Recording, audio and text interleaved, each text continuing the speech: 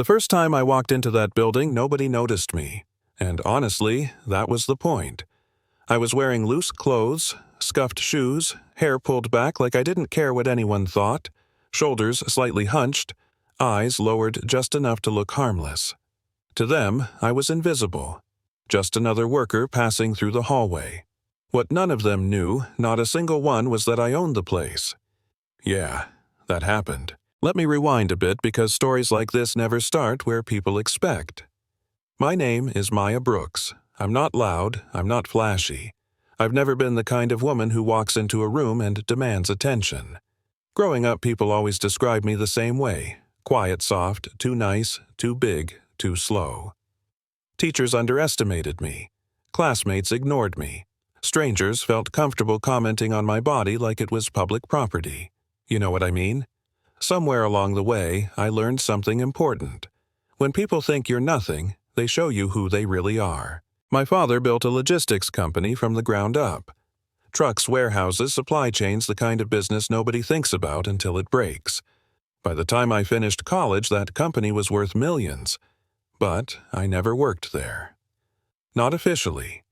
I went abroad, studied operations and data systems, worked under different names, learned how companies rot from the inside when nobody's watching.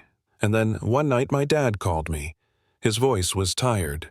Not sick tired. Betrayed tired. He said numbers weren't adding up.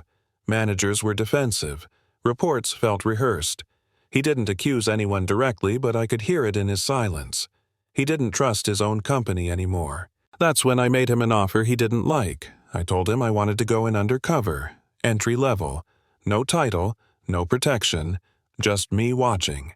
He laughed at first, then got quiet. Finally, he said, "If you're doing this, you're doing it for real."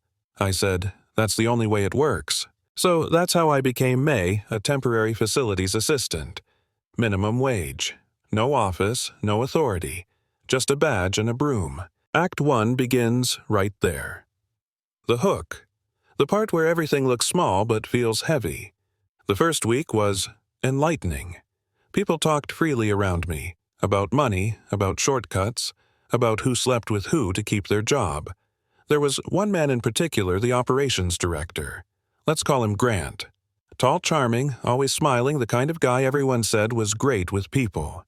The kind of guy who thinks power is flirting with consequences. He noticed me on day 2.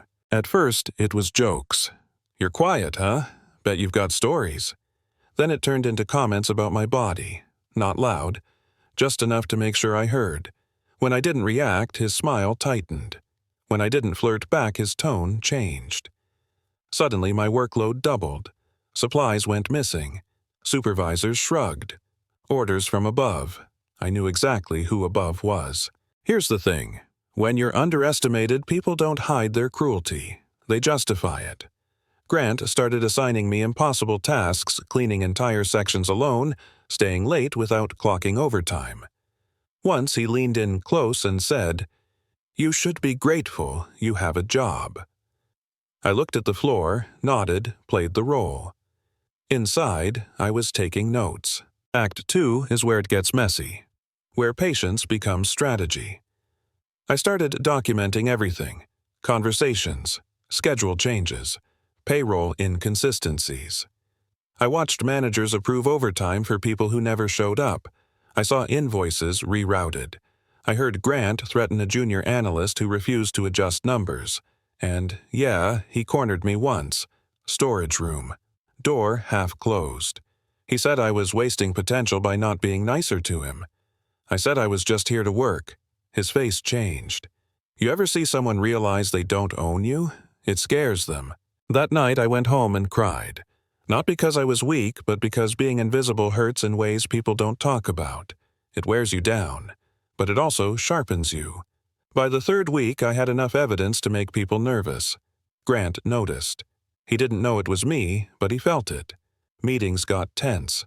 Whispers started. Files disappeared. Then, one afternoon, I caught the final piece. A recorded argument. Grant and the finance manager arguing about moving funds. The number made my stomach drop. 7 figures, gone. That's when Act 3 began. The day everything cracked open. My father called an emergency all-hands meeting. No warning. Everyone showed up confused, pretending nothing was wrong. Grant sat front row, confident as ever. I stood in the back, still in uniform. My dad spoke calmly. Too calmly. He said the company had been betrayed. He said there would be accountability. Then he asked me to come forward. You should have seen their faces. Confusion first, then shock, then fear. I took off my badge. I introduced myself. I didn't raise my voice. I didn't insult anyone. I just played the recordings. One by one. Grant's threats. The altered payroll. The fraud.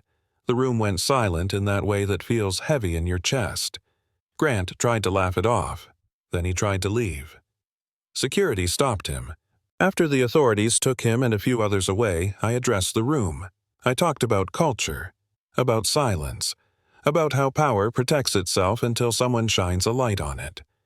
I promoted the janitor who had warned me early on, fired managers who didn't know, gave others a chance to do better, not revenge, justice. Now, here's the part that always sparks debate. Some people said I went too far, that undercover was unfair, that Grant wasn't that bad. And maybe that's the point. Maybe the real question is why it took someone pretending to be powerless for the truth to come out. So I'll leave you with this. How many workplaces reward silence over integrity?